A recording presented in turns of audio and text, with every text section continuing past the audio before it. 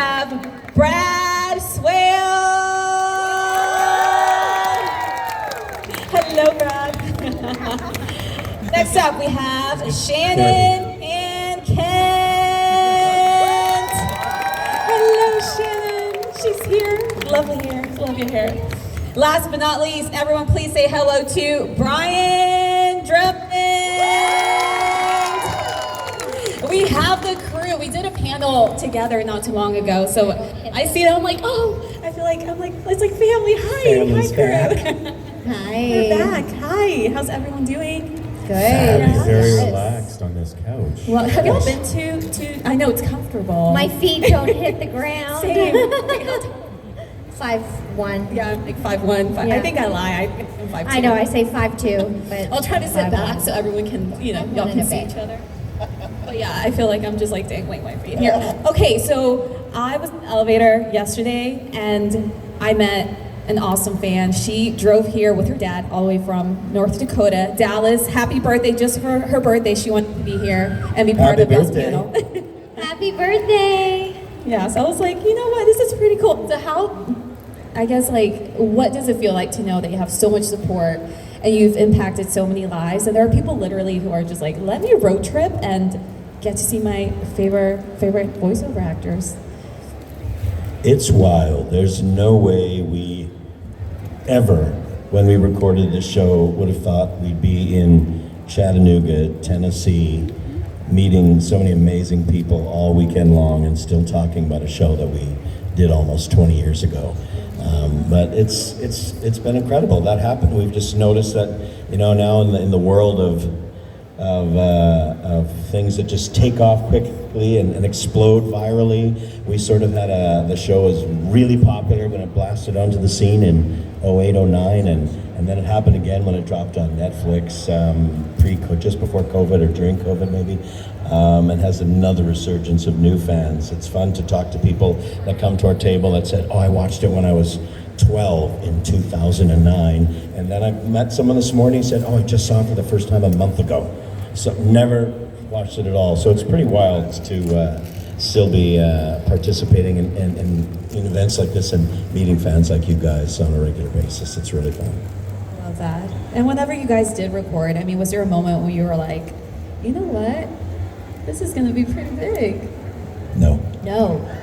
Not to this extent, for sure. I mean, we could tell that the show was great, but never just like Brian, just to echo Brian, and we just never thought, we usually come in, we do the show, we enjoy it, and then we move on to another project, and never in a million years we would have thought we'd be here. We were also kind of watching it unfold the way everybody else did, because when we were recording, an anime series like Death Note, they bring in one actor at a time. So I'll go in, record all of my dialogue for like 4 or 5 episodes, then AJ will come in, Ryan and Sean, etc.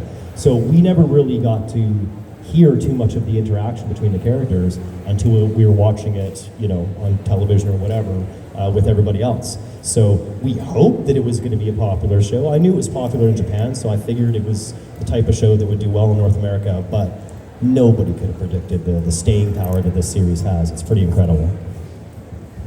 Yeah, and I'd say that one of the coolest things about this experience is when families come up to the table, and it goes both ways. Sometimes it's the kid who's introduced Death Note to their parents or even their grandparents, but sometimes it goes the other way, and it's the parent who maybe watched it when they were young and they're sharing it. So there's an intergenerational, pollination of the show that's happening that is trippy, and could never have imagined it all those years ago, but it's so gratifying, and I feel, we all, I'm sure, feel kind of beside ourselves.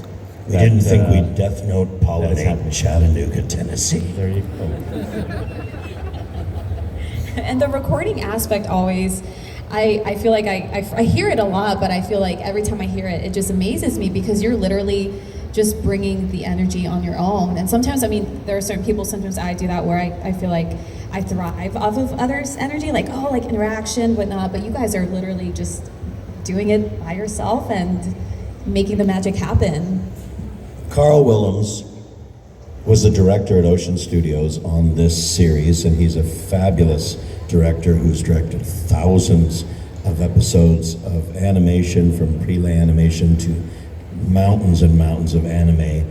And it's his job to put all of our performances together. So much of the greatness of this show needs to lie on his shoulders, and the editors and the engineers that put us together, because we just go into that booth and they have to explain to us what's going on within each scene, and then they say, dance monkey, and we do the best we can with the knowledge we have for that little bit of our dialogue, and they put all the pieces together to make it seem like we were all in a room together just saying those things with each other, which we were not. That's so awesome. Well, we will be opening the mic to fan questions, so feel free to start lining up. And yeah, I love that. See, it always takes one person. I always say that. It takes one person to get up, and then everyone just trickles in. Awesome. Well, we'll get this party started. Oh, look, we've got a camera over here. I like that. I'll just move in for some He's like, oh no, it wasn't recording. Up close and personal.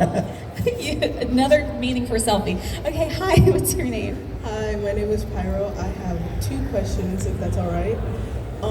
My first question is, the majority of the fandom believes that N and Mello are L's adoptive children. So how would your characters react to like that whole situation? How did our characters react? Well, Ryuk doesn't really pay that much attention to that aspect of things. He's more interested in, who's handling the Death Note and in what way. But that's the fan theory. They're his successors, but people like to say that L adopted both of them. Oh, okay. So I've never heard that people like to say he adopted them. Yeah, I've Certainly never know heard the that. successor I haven't aspect, heard but I'm like, adopted? I'm like, hey, no, because he's never in a scene with them or never around them, so he's a terrible father if he adopted those children. He's awful. Like, they were never anywhere around him, so. You're asking Light to give an opinion of Nier? You don't want to know what I have to say about that. Light doesn't like Nier. What was your other question? What do you think your character's ideal partner is? Because everybody knows that Misa's ideal partner is Light, or Kira.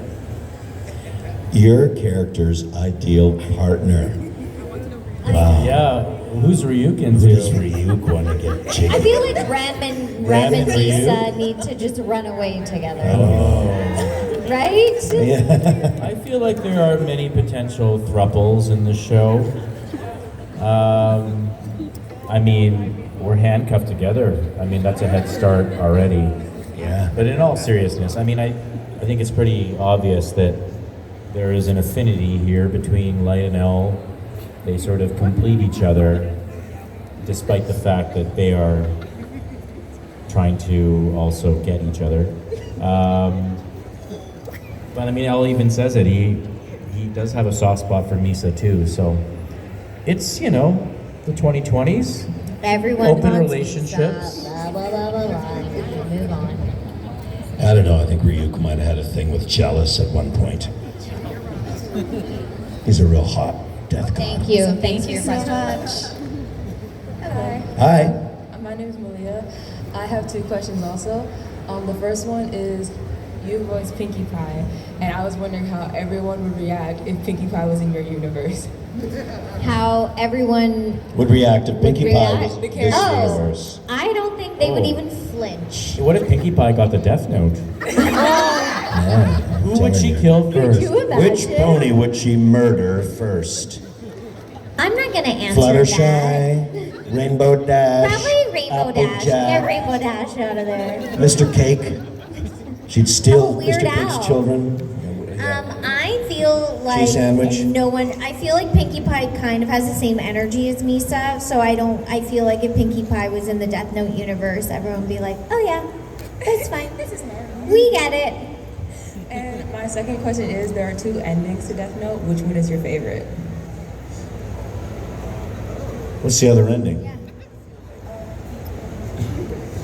2 endings to Death Note? There's an ending where Light wins I think, Oh, are you talking about the manga? or the yeah? I think our answers will be obvious. Which one we prefer? I think the ending in the anime is the perfect ending because I told Light I would be the one writing his name in the notebook when he dies, and I did. Thank you. so much. Thank you. Hello. I was just wondering, who do y'all think ended up winning?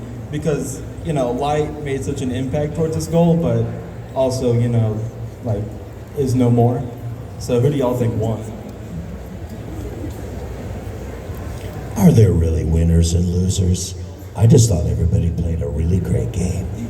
So fun to watch. Everybody gets like a participation Yeah, badge there. participation Yeah, ribbon for yeah. all. For effort. Yeah, I think we're all the winners from all of the hijinks that happen in Death Note.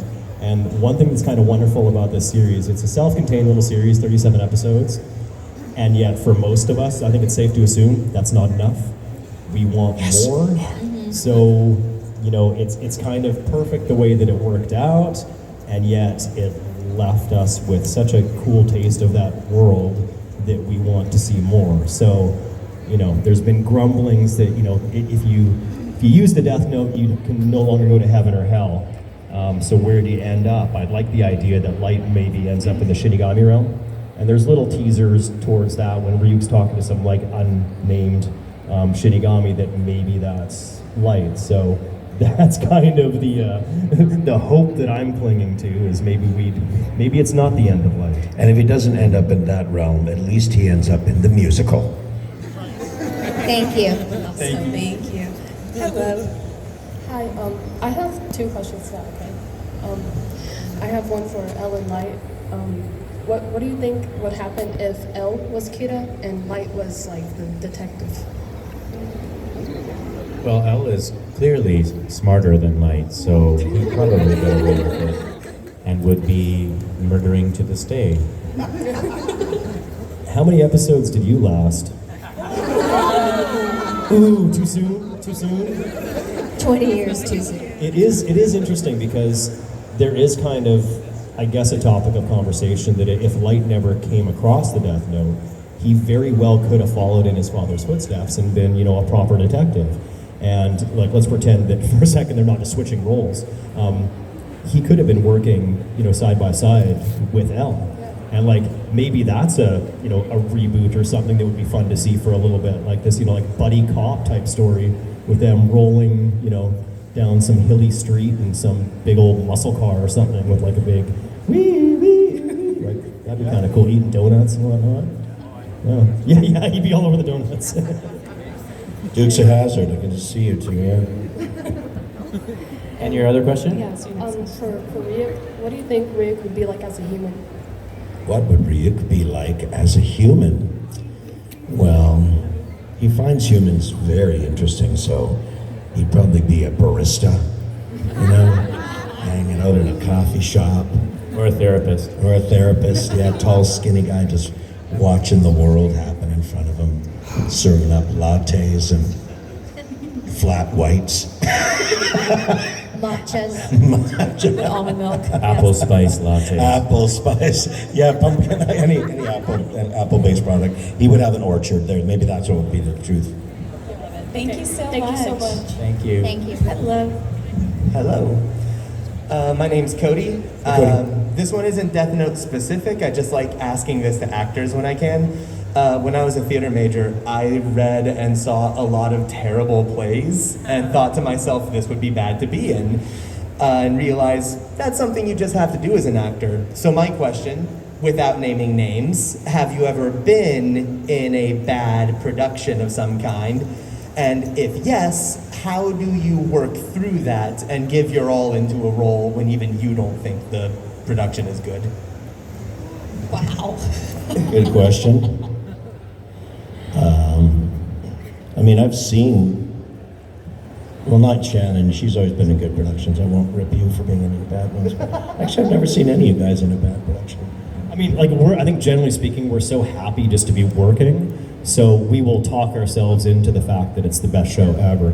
Now, the closest I can get to, I think, your question is I've worked on some shows that the writing has been challenging, to say the least, and it doesn't mean that the writing's poor, just that it doesn't match the flaps. So I guess the pacing of the writer was a little bit different than, my natural pacing or whatever. So I have had some series that required a lot of rewrites in every session just to try and make the dialogue fit. So that's a bit of a challenge, but I can't think of a show that I worked on and thought, ugh, why am I working on this? Because I'm usually just giddy. I'm working. It's just fun. It's great. It's a very tricky question to answer without being specific about the stinker that we were in. Yeah, this is being recorded, so we can get outed here. No. But of course, we've all been there. I did a lot of theater when I was a young actor as well, and I guess the only way to answer this is to say, hopefully, you and your fellow castmates, I'm thinking of a particular instance when the director was terrible. Hopefully you and your castmates recognize this early on and you can seek some camaraderie in each other to make it bearable. That's the only way I can really answer it. Yeah, you just either have to tune out that person or wait till they're gone and have as much fun as you can. Fight through it. Thank you very much. Hi. My name is Kylie, and I guess I have two quick questions. First of all, do you mind if I take a photo of all of you guys? No. Okay, and then while I do that, my main question is, are there any kind of unexpected scenes in Death Note where they took a lot more preparation or a lot more thought than you would have thought they would have? Brad? Sorry, can you say that one more time, please? Are there any scenes that you recorded in Death Note that took like a little bit more mental preparation than you thought they would? Anything unexpected? Yeah. For anybody that's seen the whole series, the last episode has a fairly iconic laugh, and I was really concerned about the laugh because I knew if I didn't do a good job, I was never going to hear the end of it, and it was going to be the bane of my existence moving forward. So I went into. And he did do a good job, and we still never hear the end of it. Yeah, for sure. I mean, well, you sit next to me at one of these, and you hear it all the time. Yeah. But I was a little over prepared going into that last episode. I watched the original Japanese episode probably 4 or 5 times, which I don't normally do because I don't want to usually be too influenced by it. But I was so nervous about the laugh. I wanted to be, familiar enough with what Mamoru Miyano did that I could hopefully kind of pay homage to his work, but also kind of take it and make it my own. So I went in there, and this was kind of cool because I did the laugh. I knew it was coming. Everybody knew it was coming. We recorded it, and they were like, "Wow, Brad, that was great. Let's move on." And I was like, "Just wait. Let me just try that again." And they're like, "All right, if you want, go ahead and go." So then I did another recording of it, and they're like, "Yeah, Brad, you were right. That was even better. All right, let's move on." Let me just try to. So I made them, those poor guys, I made them listen to me do that laugh probably again 4 or 5 times. And the only problem with that is when you give them that many options, they can choose whichever one they want. And the one that they picked is one that has an accidental horse whinny in the middle of it, which was not intended. It just kind of happened, right? So that's what I get to do for the rest of my life. But you're not going to hear me complain. No. Thank you. Thanks. Hi, my name is Chloe, and yesterday I met Brad, and you put my name in the Death Note. Am I good? Well, theoretically, it's just a first copy. name. It's just first name, both names. I didn't. Oh, yeah, you're okay. But maybe I have the eyes, and it doesn't matter anyway. Ever thought of that? Have you ever thought of that? Just as planned. Well, maybe I gave you a very extended scenario where you won't come to see the fruition of it for another 100 years or something. So we don't know. No. I've killed myself over and over and over again this weekend. So yeah, at least I We write our names in those all day long. Yeah. Also, do you guys have a favorite part in Death Note? Your favorite part you like to film or you like to watch? My favorite episode is the first one where Light and Elle meet in person, and it becomes a bit of a sitcom, college buddies hanging out, and playing tennis and going to lectures. And there's one moment in that where he unexpectedly says to Light, "I want to tell you, I'm L." And I love that moment. It stands out for me. Just the way it's animated, the way it happens. It's so unexpected as a strategy. Love it. I have two favorites. I love it when Ryuk first meets Light. That whole sequence in his room is really fun to me, because when you first start a series, I have a strong memory of first recording a series, and by outside, the opposite of that is when the series ended, when he's sitting up on the telephone pole and tells Light that he's going to write his name in the notebook. That one, I clearly remember doing it also because I knew the show's ending and we're finishing it, and it's a very iconic scene too. Thank you. Hello, my name is Eve, and my question is for Alessandro and Brad. So you both voiced two of the most iconic genius characters in media. So I'd love to know how, as actors, you approach that challenge, whether it be through vocal direction you received or your own artistic license in terms of cadence, intonation, etc., to convey your character's intellect through your performance. How did you guys make yourself sound that smart? Definitely not method That's a lot acting, of that's for acting. sure. I am not that smart. I don't know. This is my regular voice, so I knew that wasn't right. I mean, one thing that we really have going for us when we're working on an anime series, like a dubbed show, is we have these incredible visuals in front of us, which you don't have working on a North American show, like a cartoon like X-Men or My Little Pony or Barbie or any of that kind of stuff. Now, the advantage you have there, bless you, is you have the entire cast in the same room, so you're playing off each other's performances.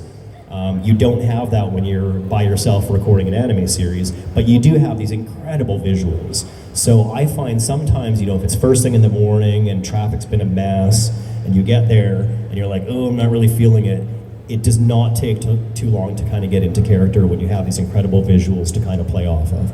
And you just hope that you can actually, match the little flaps and things. As far as like vocal, like gymnastics and stuff, whatever, I just usually sing in the car on the way to studio.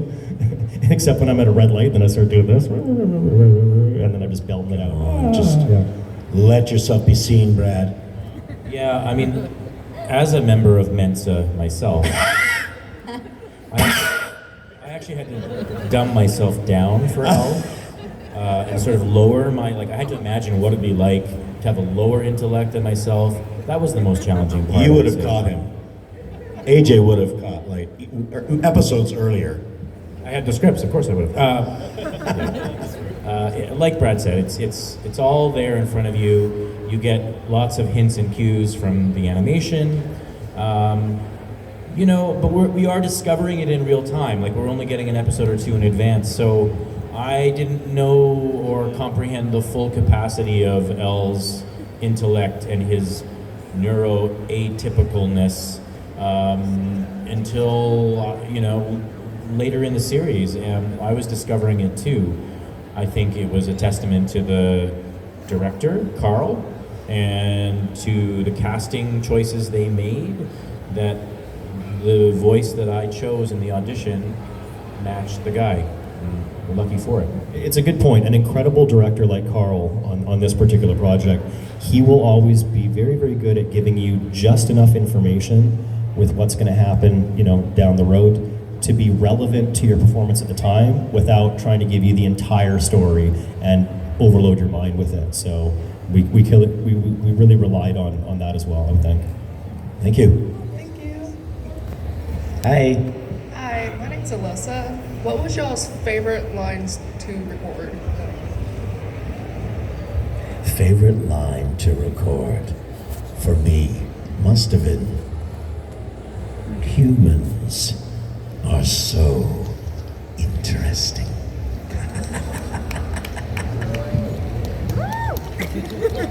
If I see you with another girl, I'll kill her. This is totally self-serving. I'll take a potato chip and eat it.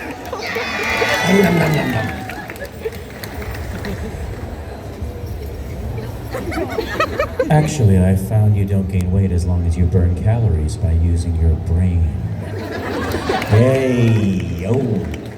Thank you. Hello. Hey, so my name's Clay. I actually love doing the 100. I don't think anybody's brought that up yet. What was it like on set with everybody? Oh, the 100, great show. Terrible weather, lots of mud, very cold, long nights in the forest, but great people. That's my memory. I have one memory from the 100 on set, 3 in the morning in the middle of the woods up in Vancouver where we shot it. Pouring with rain, everyone is freezing cold. And one of the camera guys starts humming The Lion Sleeps Tonight, that song. A wimboe, a wimboe, a wimboe, a wimboe. Before you know it, the entire crew and cast are singing the song at the top of their lungs. That's the sort of anecdote that gives you a glimpse into the morale on the set of the 100. We had a good time. Right. And one more question. What was y'all's favorite thing you've ever voiced? Favorite thing I've ever voiced. It's lots of people listening because I'm the OG voice of Vegeta. It must have been Vegeta. It must have been Ryuk. But those characters, I didn't know who either of them were. No one in this room who knew who either of them were when I auditioned for them. I didn't know who this Saiyan prince named Vegeta, Dragaball Z, Dragaballs. I didn't know what it was called. I didn't know anything about it. I just came up with a voice. So those characters weren't favorites at the time. And one character, I got to play Wolverine in 5 movies, and he was my favorite character in the comics as a kid. So to be an adult and you get to be like on cloud 9 when you get the call, you get to be Wolverine for these movies, and I was. That's when I was probably the most excited I've ever been as an actor when that call came in. I would say my favorite was being on a show called The Littlest Pet Shop, and I got to play Whitney and Brittany Biscuit, and they were the villains, and I just loved them. I loved it so much, and I got to play other characters on the show too, and I just felt like I really got to expand myself creatively, and I had so much like free reign on that show. Light's kind of a dream role for a performer because you get to play the good guy and the bad guy all rolled up in one. But like kind of what Brian was alluding to. When was he the good guy? Episode 1, for the first like 5 minutes. Yeah. And when he lost his memory of the death. Oh yeah, right. Yeah. So another 5 minutes. 5 more minutes. Yeah, when you get an audition for a show that you're already familiar with, for me, Dragon Ball Z was one because I got to play Teen Gohan. And at the time, little Gohan was voiced by a female voice actor, so I got a audition for Dragon Ball Z, and I got to read for Gohan, and then I got it, and that was kind of incredible. So like, any of those characters that you're already familiar with, and when you get to audition, and then you get that call saying you've got it. Played Nightcrawler in X-Men Evolution. I played Baby Groot in Marvel Battle Worlds. So, and for any like Tekken guys, I played Jin Kazama in Street Fighter vs. Tekken. So those are ones that I just geeked out over myself. So yeah, it's always kind of a real treat when you get to, not only audition for one of those characters, but then when you get that call saying, yeah, we're gonna cast you. Squee! Wee! Yeah, it's cool. So much of this profession, I've been fortunate, is like an elaborate form of childhood wish fulfillment. Like the things I played with as a kid, I got to be in. Like I had action figures from the original Battlestar Galactica, and then, 20-ish years later, I was an action figure. I had comics growing up. My imagination was sparked by them in some way, Superman comics. I had DC and Marvel. I got to be in Smallville. Did you play with yourself? I have played with the action figure. Excuse me. The action figure. There are young from people the show. here. You knew what I meant. I played with a version of myself. Yes. Okay. Anyway, yeah. So that answers the question. It's one of the unexpected pleasures of this profession when those things come full circle. So I guess like pleasure. It's all about pleasure, Cody. And one of the most pleasurable voices I've done is Gambit in X-Men Evolution. Oh, because he's just the coolest guy. Come on, give him a movie already. Yeah. Hey guys, we have to do. Yeah. Lightning round. We have less than 10 minutes, so we're gonna have to do rapid fire stuff. Rapid fire. Rapid fire. So we can get everyone. One word questions only. One word questions, one What? One letter answers. One word question. Go. Who, what, where, when, hi. That's it. Go. Hi. Done. Next. No, go. Next. No, kidding. Go for it. Do you believe if Elle defeated Kira, would Elle still lose the battle to diabetes? He's a metabolic monster. No. Next question. Next question, thank you. Thank you. Hi, I'm Dean. I had two questions, but I'll narrow it down to one. And actually, I have a challenge to put Brad on the spot when I see him here in a minute. The question, and I know we don't talk about it because it doesn't exist, but as legally honest of an opinion that you can give of the live-action Netflix adaptation. Next question. That's what I was expecting. Is that an answer? Willem Dafoe. Willem Dafoe's great. Willem Dafoe. Thank you. They're all great. The cast all the is actors are great, amazing. actually. Yeah. But the production. And for Brad, when I see you in your booth here in a minute, I need a signature from you, but I want you to give me a signature of Setsuna F. Seiei as he would sign his signature. I am Gundam with gloves on. Thank you. Thank you. Hi, I'm Jeffrey. Hey, Jeffrey. Well, he took my question about the Netflix movie. Okay. The only other one I could think of is for Elle and Light. What are y'all's thoughts on the kind of homoerotic undertones between the characters? Good backup They question. are real. I've seen some amazing, very quality artwork that's always very tasteful. Yeah. No, it's very tastefully done. Yeah. But that's one thing I will say. If you're going to get people drawing, I don't care what they're drawing as long as they're drawing. Incredible artwork. Elle Thank you. is the top. Thank you. You wish. Thank you. Next. Thank you. Hi there. What is it like to be part of a project that's yet so old but still so culturally relevant as an actor? Hey, can you speak up there? I couldn't Oh, hear that question. it's so old. It's hard to remember. Really cool. Unexpected. Amazing. What? Told you one word answers over Formidable. here. I'm 50. I can kick. And stretch. It's great. It's great. That's like we said when I started. It's unreal to still be talking about a show 20 years almost past the debut of it in North America. So it's wild. It's just absolutely wild and unexpected, and we're blessed that we're still able to be a part of it. Thank you. Thank you. Thank you, guys. Hi, I'm Elias. Hey, Elias. So the manga and the anime have two different endings for Light. Which one do you prefer? What happened in the manga? Is he still alive? What happened in the anime? He's still alive? So how's that different? Okay, but it's the same ending, but there are two different routes to get to that ending, maybe? I don't particularly like either of them. Because we're so focused on the anime in our lives, the anime is what I'm the most familiar with, and it's my preference. I like the version where Elle gets him. I like the version where Misa lives forever and there's a spin-off. Spin-off, she becomes Pinkie Pie. Thank you. Spin-off Only for in the Pinkie fan Pie fictions. taken. Yeah, only in the fan fictions, yeah. Hello? Hi, my name is Blake. So, I didn't want to make my question too lengthy or anything like that, but it was a question for Brad. So, how was it when you played Elle, or excuse me, I'm so sorry. Light. Light. And the parallels between him being so calm on the outside and then him, having like a maelstrom on the inside where he was just like, oh my God, he's freaking out. Good answer, Brad. It was cool. No, I can't laugh now. Like the tennis match and all that kind of stuff, like very, very cool. Yeah. That's more than one word. Very cool. Thank you. Hey. Hi, my name's Victor. My question is for Shannon. My question is, what do you think Misa would do with her death note if there was no Kira? Because she would still have it, but she wouldn't have that incentive to use it for him.